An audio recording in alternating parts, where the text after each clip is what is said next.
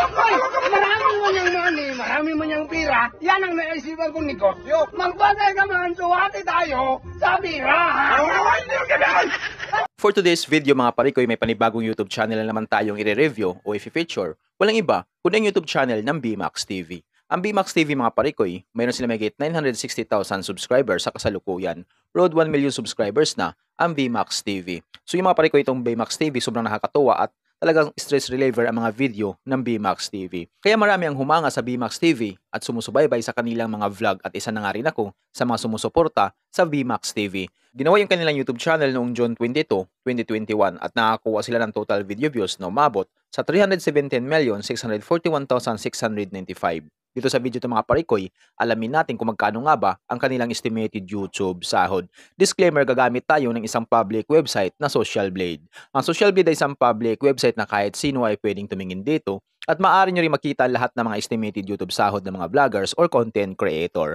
At layunin lamang ng video na to na makapagbigay ng inspirasyon sa mga tao makapanood nito, lalong-lalo na sa mga small YouTuber. Sa mga hindi pa nakapag-subscribe sa YouTube channel ng BMAX TV, subscribe nyo na yung kanilang YouTube channel upang umabot na sila ng 1 million subscribers. At huwag nyo nang kalimutan i-subscribe ang aking munting channel para lagi kang updated sa mga bago kong video upload. So yun mga parikoy, kung mayroon kayong iniidolong vlogger na gusto nyong malaman yung kanilang estimated YouTube sahod, paki-comment lamang sa comment section at gagawa natin ng ganitong klaseng uri ng video. Kaya ano pang hinihintay natin mga parikoy, samahan nyo kung i-review natin ang status ng YouTube channel ng BMAX TV.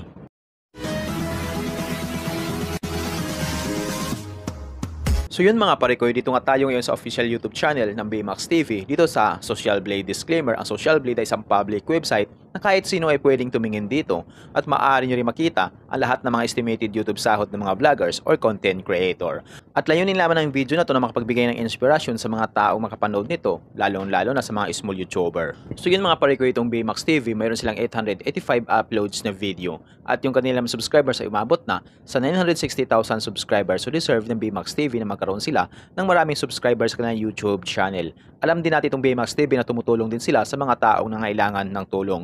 Hindi lang pagpapatawa ang ginagawa ng BMAX TV, talagang tumutulong din sila sa mga kapuspalad. Kaya sa mga hindi pa nakapag-subscribe sa YouTube channel ng BMAX TV, subscribe nyo na yung kanilang YouTube channel. At huwag nyo na kalimutan i-subscribe ang aking munting channel para lagi kang updated sa mga bago kong video upload. So yun mga parikoy, mayroon na silang total video views na umabot sa 317,641,695. Country, Philippines. Channel type, walang nakalagay. Ginawa yung kanilang YouTube channel on June 22, 2021. Total grade, nakakuha silang letter B. Social Blade rank ay pang 50,346. Subscriber rank ay pang 1,342. Video views rank ay pang 61,433. Country rank ay pang 256 sa sila dito sa Pilipinas bilang isang vlogger. So yun mga parikoy, ang BMAX TV nakakuha sila ng 20,000 subscribers. Tumaas ito ng 50.0% kumpara sa nakalipas na 30 days. At dito naman sa kanilang video views, nakakuha sila may 12.9 million. Tumaas din ito ng 44.5% kumpara sa nakalipas na 30 days. So yun mga parikoy, ibig sabihin maganda yung tinakbo ng YouTube channel ng BMAX TV dahil parehas tumaas nga yung bilang ng kanilang subscribers at ganoon din yung kanilang video views. So mas maganda sana kung magtuloy-tuloy lang na ganito, laging mataas ang makukuha na views ng BMAX TV at ganoon din yung kanilang subscribers.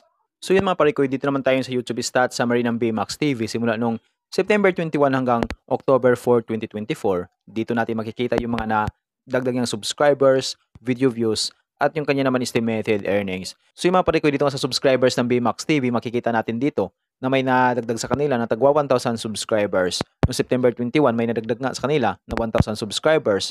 Noong September 22, may nadagdag sa kanila na 1,000 subscribers mahigit. Noong September 23, 1,000 subscribers. Noong September 24, 1,000 subscribers. Noong September 26, 1,000 subscribers. Noong September 27, 1,000 subscribers.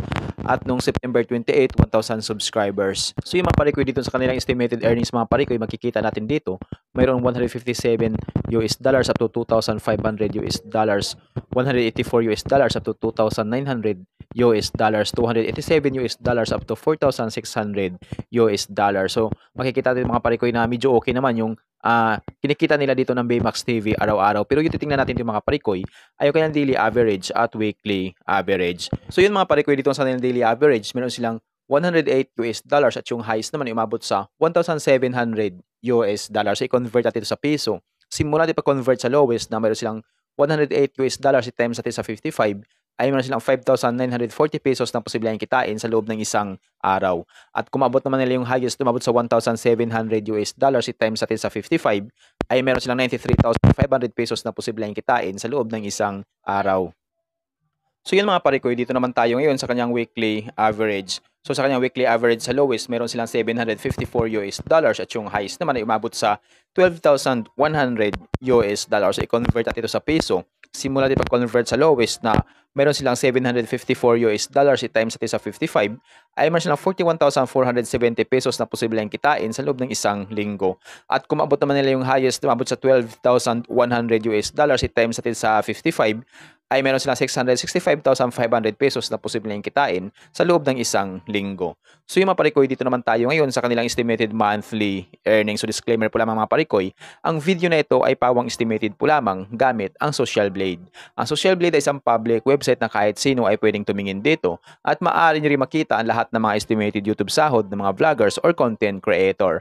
At layunin lamang ng video to na makapagbigay ng inspirasyon sa mga taong makapanood nito, lalong-lalo na sa mga small YouTuber. So yung mga parikoy, magkano man ito posibleng kitain ng Baymax TV, so deserve nila ang magkaroon ng malaking sahod sa kanilang YouTube channel. So hindi lang pagpapatawa ang ginagawa ng Baymax TV, tumutulong din sila sa mga kapos palad, kaya deserve nila na magkaroon ng maraming subscribers at malaking sahod sa kanilang YouTube channel. So yung mga parikoy, dito sa kanilang estimated monthly earnings sa lowest, meron silang 3,200 US dollars at yung highest naman ay umabot sa 51,700 US dollars. I-convert natin ito sa peso. Simula natin pag-convert sa lowest na meron silang 3,200 US dollars, i-times natin sa 55, ay meron silang 176,000 pesos na posibleng kitain sa loob ng isang buwan. At kung mabot man nila yung highest, umabot sa 51,700 US dollars, i-times natin sa 55, ay meron sila 2,843,500 pesos na posibleng kitain sa loob ng isang buwan. So yung mapalikot yung highest ng Baymax TV, sumaabot lamang ito kapag once lahat ng mga viewers nila ay hindi nag-i-escape ng ads. Bihira lang yung mga viewers na hindi nag-i-escape ng ads. Kaya dito lang malapit kanila YouTube sahod sa lowest na mayroon silang 3,200 US dollars. Itong 3,200 US dollars nakatumbas ng 176,000 pesos, so maaring doble lang ito or triple. So yan yung posibleng kitain ng Baymax TV sa kanilang YouTube channel, pero maaring magbabago po itong mga parikoy depende sa dami ng views na makukuha ng Baymax TV. So dahil nga sahod ng mga vloggers or content creator, nakadepende sa dami ng views, hindi sa dami ng subscribers. At laking tulong din yung mga viewers na hindi nag-i-escape ng ads. Kaya hanggat maaari huwag po tayo mag-escape ng ads sa lahat ng mga inidolo nating vlogger, lalong-lalo na dito sa Baymax TV. So nakakatulong din sila sa mga kapuspalad at talagang sobrang nakakatuwa yung kanila mga vlog stress reliever. Kaya deserve nila magkaroon ng malaking sahod sa kanilang YouTube channel. So yung mga parikoy, hanggang dito lang yung video natin. So kung mayroon kayong iniidolong vlogger na gusto nyo malaman yung kanilang estimated YouTube sahod, paki-comment lamang sa comment section at gagawa natin ng ganitong klaseng ori ng video. At kung nagustuhan nyo ang video ito mga parikoy, huwag niyo po sanang kalimutan mag-like, share at mag-subscribe sa munting channel na ito. Once again, this is Parikoy TV. Peace out.